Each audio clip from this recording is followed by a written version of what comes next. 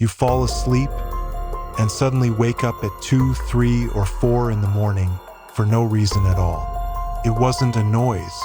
It wasn't a bad dream. It wasn't the urge to go to the bathroom, although you might feel that too. You simply wake up, your heart racing slightly, your mouth dry, your mind already switched on, as if someone had flipped a switch inside your chest. And you're left there, lying in the dark, staring at the ceiling, wondering, why is this happening to me again? If this sounds familiar, I need to tell you something that almost no one explains clearly after the age of 60. It may have nothing to do with stress, nor with age simply taking its toll. It may be directly linked to a blood sugar spike happening right in the middle of the night while your body should be at rest. And the most surprising thing is that millions of people over 60 live this way, month after month, without ever connecting the dots. Stay with me until the end, because I'm going to show you exactly what happens inside your body while you sleep, why it intensifies after 60, and what you can start doing tonight to sleep deeper, wake up with more energy, and protect your independence for years to come. Let's start by understanding what's really behind these interrupted nights. Here's something most doctors don't have time to explain in a 15-minute consultation. Your liver works all night long, even while you sleep. It doesn't rest like you do. While your body relaxes, the liver remains active, monitoring your energy levels, and when it senses that you've gone many hours without eating, it begins to release stored sugar into the bloodstream. It's an ancient mechanism designed to keep you alive during times of scarcity, when our ancestors went long periods without food. The problem is that as the years go by, especially after 60, this mechanism can become dysregulated. And that's exactly where the story gets interesting. After the age of 60, the body becomes more sensitive to stress hormones, especially cortisol. And something curious happens. Cortisol levels usually start to rise naturally between 2 a.m. and 4 a.m., preparing the body to wake up later. However, when this increase is accompanied by a liver that is also releasing excess sugar, the result is a combination that wakes the body up earlier than usual.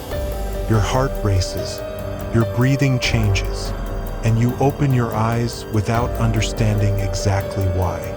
But what almost no one realizes is that this is not an isolated event. For many people, this is a silent routine that repeats itself night after night, slowly shaping sleep quality, the next day's energy, and even memory. Let's talk about the signs that often appear even before any formal diagnosis. There's a detail that many doctors only explain after the problem is already more advanced. The first signs of blood sugar instability during the night almost never appear in routine tests. They appear in your body, in your bed, in your nighttime routine. Pay attention, because the next sign usually appears in the bedroom first, before anywhere else. The first sign is waking up sweating, even in a cool environment. It's not the heat of summer. It's a cold sweat, often concentrated on the back or forehead, that appears out of nowhere in the middle of the night. The second sign is a racing heart upon waking, as if you had run up a flight of stairs, even though you were lying down the whole time. The third is dry mouth, almost as if you had slept with your mouth open for hours, even when that didn't happen. The fourth sign, perhaps the most silent of all, is that feeling of anxiety upon waking. It's not a specific thought. It's a restlessness in the chest, an urge to move, a difficulty in relaxing again. And the fifth sign is the best known, but the most misunderstood: getting up to go to the bathroom several times during the night. Many people believe this is just a sign of aging or a bladder problem. But when blood sugar gets too high, the kidneys work harder to filter out the excess, and this increases urine production, getting you out of bed repeatedly. If two or more of these signs sound familiar to you, take a deep breath. This is not a reason to panic.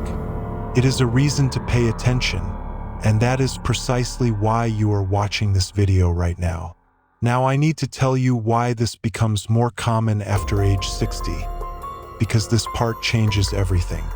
As we age, our cells gradually lose some of their sensitivity to insulin, the hormone responsible for helping sugar leave the bloodstream and enter cells, where it is used as energy. This process is gradual, silent, and begins long before any diagnosis of prediabetes or type 2 diabetes.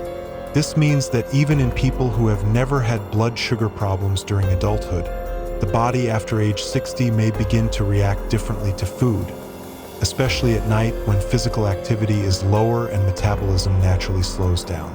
But what almost no one realizes is that it's not just age alone. It's the combination of age, late dinners, foods high in rapidly absorbed sugar, and a nighttime routine that, without realizing it, pushes the body onto this glycemic roller coaster right when it should be in deep rest. And this is where we need to talk about dinner, because without realizing it, many people are literally programming these late-night, interrupted sleep periods through choices that seem completely harmless. Let's think about a typical American dinner, the kind you see in millions of homes every night. You eat dinner relatively early, which in theory is great, but the meal includes a soft white bread, perhaps with a little jam. On the side, a glass of orange juice, because it's natural, it's healthy, and hours later, before bed, a small pleasure. A bowl of cereal with milk or a scoop of ice cream, just a small one, while watching TV until late. Individually, each of these foods seems harmless, but together and repeated night after night, they create a dangerous pattern. A sequence of peaks and troughs in blood sugar that occurs precisely when your body should be most stable, in the middle of the night. White bread and cereal are digested quickly, releasing sugar into the bloodstream almost as fast as candy. Orange juice, even if natural, concentrates the sugar from several oranges into a single glass, without the fiber that would help slow down this absorption. And ice cream before bed? It delivers a combination of sugar and fat that the body processes slowly, precisely during the hours you are sleeping. The result is predictable. Blood sugar rises rapidly, insulin responds, and a few hours later, when you're already in a deep sleep, it plummets. It's this sudden drop that causes the body to release stress hormones to rescue glucose levels, and it's precisely this hormonal rescue, in the middle of the night, that wakes you up.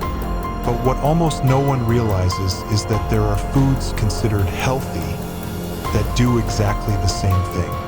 Whole grain cereal bars full of hidden sugar, excessive dried fruit without any protein or fat to balance it out. Even that glass of skim milk before bed, when consumed alone, may not be enough to keep blood sugar stable all night. And there's a very common habit among older people that also silently contributes: drinking coffee as soon as they wake up on an empty stomach. This can further raise cortisol levels first thing in the morning, creating a cycle where the body starts the day in a state of alert, which over time makes the early mornings even more unstable. Now, there's a detail that many doctors only explain later: what happens in the brain when blood sugar rises and falls like that during the night. The brain is one of the organs that most depends on stable glucose levels to function properly. When blood sugar fluctuates abruptly during the early morning hours, this can directly interfere with the deepest and most restorative phases of sleep, those responsible for memory consolidation, cellular repair, and emotional balance for the following day. That's why many people over 60 report, in addition to interrupted sleep, a feeling of brain fog throughout the day, difficulty remembering names, feeling tired even after 8 hours in bed, irritability for no apparent reason. And what is most concerning in the long term, studies have linked repeated glucose fluctuations over the years to a higher risk of cognitive decline. This doesn't mean that one bad night will cause a serious problem. It means that repeated bad nights, year after year, alongside these silent peaks, will gradually erode something precious: your mental clarity, your energy, and your sense of control over your own body. And that's precisely why understanding this mechanism now, today, while you still have time to adjust your routine, is one of the most protective actions you can take for your independence in the coming years. Let's talk about real hope now, because this story has good news, and it's simple. Small nightly adjustments can make a huge difference. The first change relates to dinner. Swapping white bread for whole wheat options, always including a lean protein source such as grilled chicken, fish, or eggs, and adding fiber-rich vegetables helps slow down sugar absorption, preventing that quick spike followed by a sharp drop during the night. The second change involves timing. Eating dinner early is a great practice, but ideally you should avoid going more than 3 or 4 hours completely without eating before bed, especially if you've already noticed these nighttime signs. A small, balanced snack before bed, such as a handful of nuts or some plain, unsweetened yogurt, can help keep blood sugar more stable during the night. The third change is about replacing that nighttime treat like ice cream or sugary cereal with something that combines flavor and balance, such as berries with a little yogurt, which delivers sweetness without the same glycemic impact. The fourth change involves movement. A light 10 to 15-minute walk after dinner, even if it's just inside the house or around the block, helps the body use some of that sugar as energy before you even go to bed, reducing nighttime overload. And the fifth change, perhaps the most forgotten of all, involves exposure to light and screens. Watching TV late into the night under bright artificial light delays the release of melatonin, the hormone that prepares the body for deep sleep. Without enough melatonin, the body also has more difficulty regulating hormones related to blood sugar at night. Reducing screen time an hour before bed and gradually dimming the lights in your home at night may seem like a small detail, but for your hormonal system, it makes a real difference. Many elderly Americans who have managed to reduce these interrupted nights report the same thing. It wasn't a radical change. It was the sum of small adjustments maintained consistently that gave them more stable nights and mornings with more energy. And here's something important I need to emphasize with all my heart. None of this replaces a conversation with your doctor. If you've identified with these signs, especially if they happen frequently, it's well worth discussing simple tests such as fasting blood glucose or glycated hemoglobin, which help to understand what's happening inside your body with much more precision. Taking care of yourself also means knowing when to ask for help. Let's pause for a second and think about something bigger than just a bad night's sleep. Sleeping well after 60 is not a luxury. It's protection. It's protection for your heart, which rests better when the body is not in a state of alert during the early morning hours. It's protection for your brain, which consolidates memories and restores itself during the deepest stages of sleep. And it's protection for your independence, because a well-rested body responds better to daily life, has more balance, more energy, and more clarity to continue doing what you love.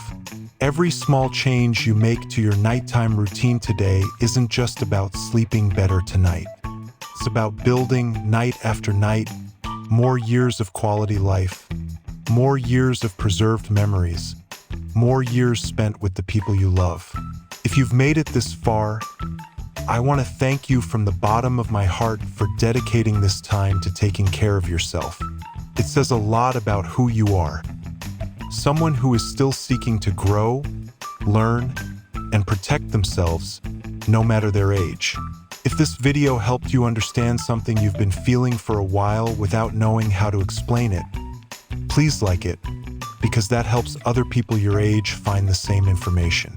Subscribe to the Professor Rex 60 Plus channel and turn on notifications, because every week we bring new topics designed especially for those who want to live longer and better after 60. And if you know someone who always wakes up in the middle of the night without knowing why, share this video with them. Sometimes, the right information at the right time is the first step towards more peaceful nights and lighter days. Sleep well, take care of your body, and remember, you deserve to wake up every morning feeling rested, present, and ready to live another good day.